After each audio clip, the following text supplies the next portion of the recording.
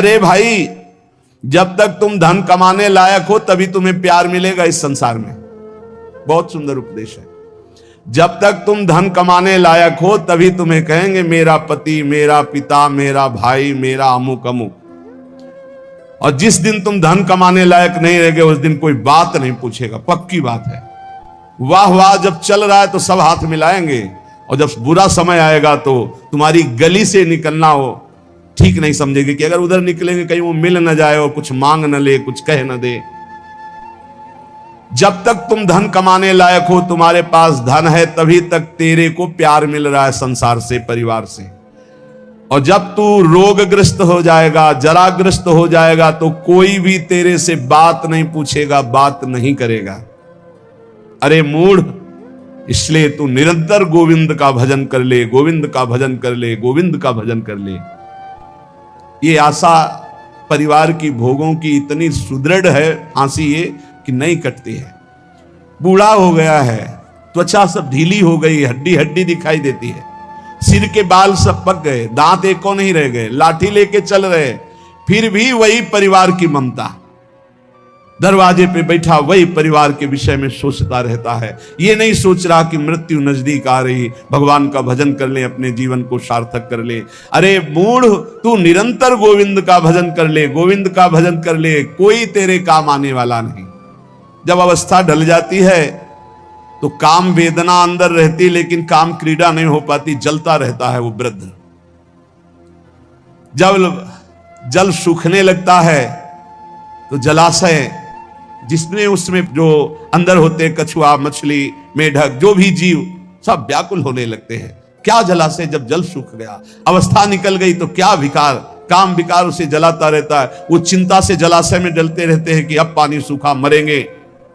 ऐसे ही जब धन नष्ट हो जाता है तो कोई परिवार का मित्र, रिश्ता, नाता कोई निर्वाह नहीं करता। सच्ची हमने देखा है, ये दृश्य देखे। इसी प्रकार अगर तत्व ज्ञान हो गया तो संसार से तुम मुक्त हो जाओगे। इसलिए तत्व ज्ञान प्रदान करने वाले भगवान गोविंद का भजन कर। दिन व्यतीत हुआ, रात आई, रात व्यतीत हुई, प्रातः हुआ, फिर दिन व्यतीत हुआ, फिर सायं आई। तुम्हारी आयु नष्ट हो रही है, गए 24 घंटे, अब पता नहीं कितने घंटे, कितने मिनट हैं। शिशिर गई, शिशिर ऋतु, बसंत ऋतु आई, वर्षा आई, ग्रीष्म आई, शरद आई, गए। हर ऋतु 2-2 महीने अपना प्रभाव दिखाकर, हमारी 2 महीने की आयु गई, ऋतु गई, दिन गया, रात गया, आयु बीतती चली जा रही है, आशा बढ़ती चली जा रही है। ऐसा मकान बना लेंगे, ऐसा कर लेंगे, ऐसा कर लेंगे। अरे मूढ़, मरने का समय आ रहा है। रोज दिन जा रहा है, रात्रि जा रही, सायं व्यतीत हो रहा, ऋतुएं निकलती चली जा रही हैं।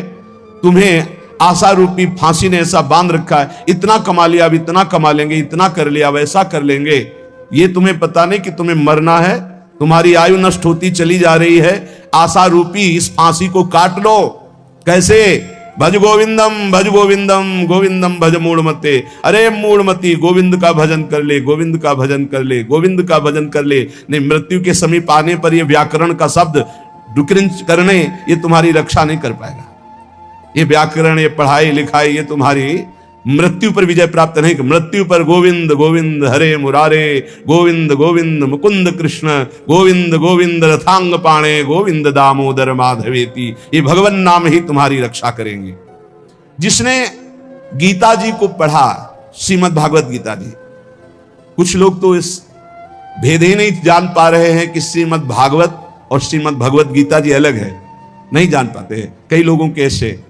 जिसने जो युद्ध क्षेत्र में भगवान श्री कृष्णचंद्र जी ने अर्जुन को 18 अध्याय उपदेश किया, उसे श्रीमद् भगवत गीता जी कहते हैं। और भगवान व्यासदेव जी द्वारा रचित श्री सुखदेव जी ने जो 7 दिन में परीक्षित जी को सुनाया, वो श्रीमद् भागवत है। जिसने भगवत गीता को पढ़ा है, गंगा जल के एक बूंद भी आचमन किया है, एक बार भगवान श्री कृष्ण की पूजा कर ली है, यमराज उसकी तरफ आंख उठा के भी नहीं देखेंगे। एक बार भगवत गीता पढ़ा, एक बार गंगा जल का आचमन किया, एक बार भगवान श्री कृष्ण की अर्चना वंदना कर ली, तो यमराज कभी उसकी तरफ नहीं देखेंगे। इसलिए एक बार का जब इतना महत्व है तो तू हर समय भज गोविंदम भज गोविंदम भज गोविंदम मूढ़मते, हर समय गोविंद का भजन कर, गोविंद का भजन। अरे मूढ़मती, तेरा कोई साथ नहीं देगा, तू गोविंद का भजन कर। कहते हैं कि ये भजन की अवस्था नहीं है, तो कब भजन की अवस्था होती?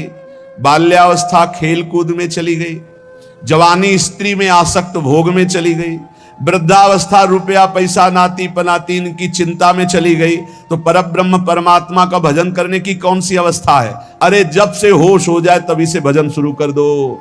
चेतना जागृत हो, बुद्धि काम करने लगे, राधा राधा राधा गोविंद गोविंद गोविंद भजन करे। अरे मूढ़, कोई तेरा साथ देने वाला नहीं, इसलिए भज गोविंदम भज गोविंदम। इस संसार में बार बार जन्म होता है, बार बार मरण होता है, बार बार 9 महीने माता के गर्भ में रहना पड़ता है। अब तो होश संभाल ले, मनुष्य शरीर मिला है, भगवान श्री कृष्ण की शरण में आ जा और इस अपार संसार से पार हो जा और हर क्षण गोविंद गोविंद गोविंद ऐसा रट, नहीं बार बार जन्म मरण के चक्र से तुझे कोई नहीं बचा सकता है। रात गई, दिन गए, पक्ष गया, कृष्ण पक्ष शुक्ल पक्ष, महीना गया, अयन उत्तरायण दक्षिणायन, वर्ष गए, कितने वर्ष गए, अब भी तुझे होश नहीं। तू यहां लोगों से राग द्वेष में फंसा है। अरे तेरी मृत्यु का समय आ रहा है, परम पद पहुंचने का उपाय कर।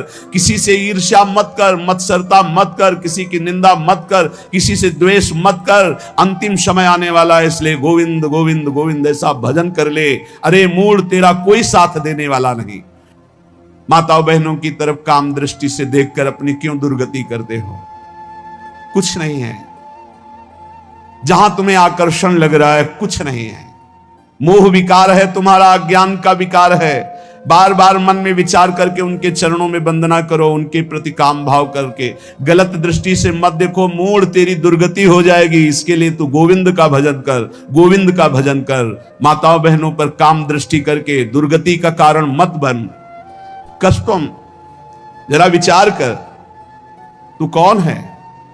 कभी बैठकर सोचा? इस शरीर में रहते 15 वर्ष हो गए, 30 वर्ष हो गए, 50 वर्ष हो गए, तू शरीर नहीं तो है कौन? कभी सोचा? कस्तम, कौन है तू? और कोहम कुतः आयाता, मैं कौन हूं, कहां से आया हूं? कामे जननी कोमे ताता, असली में मेरा पिता कौन है, माता कौन है? ये तो बनावटी है, कुछ समय के लिए छूट जाएगा शरीर। इस शरीर संबंधी माता पिता है, लेकिन मैं कौन हूं? मैं कहां से आया हूं? मुझे कहां जाना है? मेरा असली कौन संबंधी है? कभी विचार किया? नहीं विचार किया, इसीलिए संसार में फंस गया। अब विचार कर, शुद्ध विचार के लिए गोविंद गोविंद गोविंद ऐसा नाम जप कर, तो तुझे समझ में आने लगेगा ये संसार असार है। उमा कहूं मैं अनुभव अपना, शत हरि भजन जगत सब सपना। चाहे एक श्लोक ही गीता जी का पढ़े, रोज गीता जी का एक श्लोक पढ़कर अर्थ सहित चिंतन करे। विष्णु शास्त्र नाम, गोपाल शास्त्र नाम, इनका नित्य पाठ करें। 1000 नाम हो जाते हैं, बहुत लाभ मिलता है। 35 मिनट में हो जाता है, बहुत आराम से गाइए तो 40 मिनट में हो जाएगा। रोज गोपाल शास्त्र नाम, विष्णु शास्त्र नाम का पाठ करो। रोज गीता जी के भले चाहे एक श्लोक ही पाठ करो। और कह रहे कि भगवान श्री हरि का नाम कीर्तन, उनका पूजन, उनका ध्यान करो और सदैव संत जनों का संग करो। नियम सज्जन संगे चित्तम, चित्त संत जनों की वाणी में दे, असंतों की वाणी में ना दे। पर हमें लगता है संत जनों की वाणी में चित्त बहुत कोई भाग्यशाली देता है, नहीं तो प्रपंच की वाणी सुनने के लिए कान बहुत लालायित रहते। देयम दीन जनाय च वित्तम, यदि भगवान ने तुम्हें धन दिया है तो तुम उस धन का सदुपयोग करो। ऐसी जगह सेवा में लगाओ जो भगवान के अनुराग में चल रहे हैं, भगवान के भजन में लगे हुए हैं। गौ सेवा है, या ऐसे जो गरीब हैं, औषधि के लिए परेशान हैं, उनको औषधि का व्यवस्था कर दे। ऐसा धन का सो धन धन्य प्रथम गति जा। नेयम सज्जन संगे चित्तम, देयम दीन जनाय च वित्तम। धन की सार्थकता है दीन जनों की सेवा में, और खूब नाम जप करे। ये शरीर तुम्हें बहुत प्यारा लग रहा है ना, इस शरीर को बहुत लोग तुम्हारे प्यार कर रहे हैं ना, ये सब माया का नाटक है। जिस दिन तुम्हारा प्राण इस शरीर से निकल गए ना, तो जो बहुत प्यार करते थे वो नजदीक नहीं बैठना चाहेंगे। चाहे जितना प्यारा कोई रिश्ता नाता संबंध रखता हो, और मुर्दा घर में एक कमरे में हो, कह दे जाओ उसके पास बैठकर रात व्यतीत करो, तो कह के डर लगेगा। प्राण निकलने पर कोई तेरा नहीं है, इसलिए जब तक प्राण है तो प्राणनाथ गोविंद का भजन कर ले। गोविंद गोविंद गोविंद। जो अपने ब्रह्मचर्य का नाश करता है तो पहले उसे सुख जैसा लगता है, बाद में वो भयानक रोगों से ग्रसित हो जाता है। सुखता क्रियते रामा भोग। बहुत सावधान। जितना आप अपने ब्रह्मचर्य को सुरक्षित रखेंगे उतने ही आप आत्मबलवान होंगे, उतने ही आप पवित्र बुद्धि वाले होंगे, उतने ही शरीर आपका स्वस्थ होगा, आपकी इंद्रियां तेजस्वी बलवान हो जाएंगी, भोगों की तरफ जाने के लिए नहीं, भगवान की तरफ जाने के लिए। और जो काम भोग को बड़ा सुख मान करके रमण करता है, पीछे शरीर जर्जर हो जाता है, बड़े भयानक रोगों से ग्रसित हो जाता है। भाई संसार में सब छूटना है, मरना है, तो सच्चिदानंद को प्राप्त कर लो। लेकिन इसी का उल्टा दुष्ट लोग सोचते हैं, जब मरना ही है तो खूब मनमानी करके मरेंगे। और विवेकी जन, संत जन जो साधु स्वभाव के, कि जब मरना ही है तो पापाचरण क्यों करना है, मुझे अच्छे आचरण करके उत्तम गति को प्राप्त करना है। इसलिए कोई भी पापाचरण मत करो। पापाचरण जन्म जन्मांतर में तुम्हें दुख ही प्रदान करेगा। हर समय गोविंद गोविंद गोविंद ऐसा भजन करो। तन ढकने के लिए यदि चिथड़े भी हो तो चलेगा, तन ढकने के लिए, शरीर पोषण के लिए ज्यादा चिंता मत करो, ये तन भी जलेगा, सड़ेगा, नष्ट होगा। इसलिए पापाचरण करके बहुत अच्छे कपड़े पहनने को मिले तो हमारे लिए नरकगामी स्थिति ही है। वर्तमान में भी पापाचरण के द्वारा शरीर को मत सजाओ, मोटी सोने की जंजीर और बढ़िया कपड़ा, कुछ नहीं। ये अग्नि में भस्म होने वाला शरीर है, ये नष्ट होने वाला शरीर। पापाचरण करके इसे सजा रहे हो और पाप करके दुर्गति भोगोगे। एक मार्ग है ऐसा जो तुम्हें इस जन्म में पुण्य और पाप दोनों से बचाकर भगवत प्राप्ति करा दे। वो भगवान का मार्ग है। न मैं हूं, न तू है, न ये संसार है, एकमात्र भगवान है। इसलिए भगवान की शरण में हो जा और गोविंद गोविंद गोविंद ऐसा भजन कर। चाहे गंगा सागर चले जाओ, चाहे बड़े बड़े उपवास कर लो, चाहे बड़े बड़े दान कर लो, जब तक भजन नहीं करोगे तब तक ज्ञान नहीं होगा। क्या ज्ञान? ये संसार में एकमात्र वासुदेव हैं। बहुनाम जन्मनावन्ते ज्ञानवान माम प्रपद्यते वासुदेवा सर्वमित सा महात्मा सुदुर्लभा। एकमात्र भगवान सर्वत्र है। ये अनुभूति जब तक नहीं होगी तब तक संसार चक्र में तुम्हें बार बार आना पड़ेगा। तो ये ज्ञान कैसे होगा? बोले निरंतर नाम जप करने से। चाहे गंगा सागर दौड़ आओ, चाहे बड़े बड़े उपवास कर लो, चाहे खूब दान कर लो, जब तक भजन नहीं करोगे तब तक शुद्ध ज्ञान नहीं होगा। और शुद्ध ज्ञान हुए बिना सर्वान वस्तुतया निरीक्ष परम स्वाराध्य बुद्धिर्मम, आपको भगवत प्राप्ति नहीं होगी। इसीलिए कह रहे बार बार गोविंद का भजन कर, बार बार गोविंद का भजन कर। श्रीपाद प्रबोधानंद जी इसीलिए कह रहे अलम कश्यापि संगत्या तब आलम शास्त्र कर्म भी। जीव भगवान से विमुख होकर संसार को सत्य मानकर इंद्रियों के द्वारा भोगे जाने वाले विषयों में सुख बुद्धि करके, धन मान प्रतिष्ठा कीर्ति इनमें सुख बुद्धि करके वो भगवान से विमुख हो गया है। वो अज्ञान में ही अपने को सुखी मानता है। कोई बिरला ऐसा है जो अज्ञान का त्याग करके भगवान की शुद्ध भक्ति में अपने चित्त को जोड़ पाता है।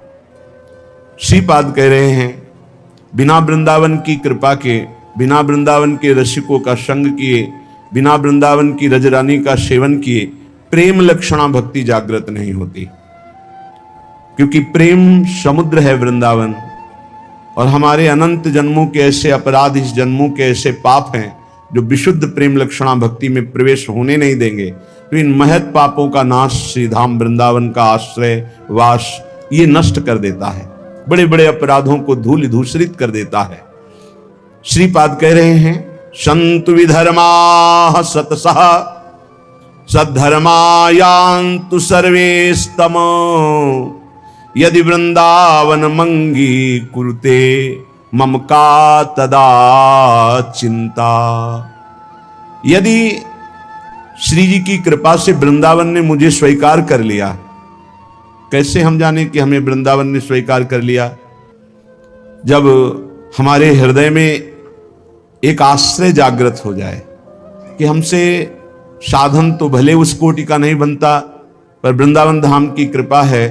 वृंदावन की कृपा से वृंदावन के अतिशय लाडले युगल सरकार हमको इसी जन्म में प्राप्त हो जाएंगे। वृंदावन हमारा प्राण है, जीवन है। भले हम अखंड वास नहीं कर पाते, पर वृंदावन ही हमारा सर्वस्व है। संत विधर्मा सतसहा, बहुत गूढ़ विषय है। कह रहे हैं हजारों हजारों अधर्म हो गए हों तो भी तुम्हें प्रियालाल की प्राप्ति हो जाएगी। विश्वास करो, ये धाम बहुत पावन करने वाला है। पवित्रता का मूर्तिमान स्वरूप गंगा जी, वहां भी अवगाहन हुआ है, तीर्थों का भी अवगाहन हुआ है और पवित्र क्षेत्रों का भी अवगाहन हुआ है। पर श्री धाम वृंदावन अमोघ है। जब तक आपका हृदय पावन नहीं है तो आप इसका अनुभव नहीं कर सकते हैं। लेकिन आप किसी भी तरह से वृंदावन के प्रति श्रद्धा कर लीजिए, विश्वास कर लीजिए, तो आपको अनुभव में आएगा। जिसे वृंदावन रूपी महामहिम धाम का अवगाहन करने को मिला, फिर उसकी इच्छा किसी और तीर्थ या और महत स्थानों की तरफ नहीं जा सकती। अगर जा रही है तो अभी अवगाहन नहीं हुआ। पाए रतन चीन्हो नहीं, करते दीन्हो डार, ये माया श्री कृष्ण की मोहे सब संसार।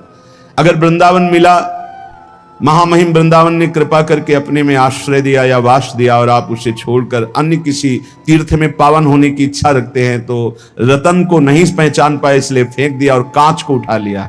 पाए रतन चीन्हो नहीं, दीन्हो करते डार, हाथ से छोड़ दिया। धाम के वास मात्र से श्रीपाद कह रहे हैं कुरते मम का तदा चिंता। अब मुझे कोई चिंता नहीं, भगवत प्राप्ति पक्की। हमारा मन नहीं लगता, हमारा मन विकारी है, ऐसा ये सब नष्ट हो जाएगा।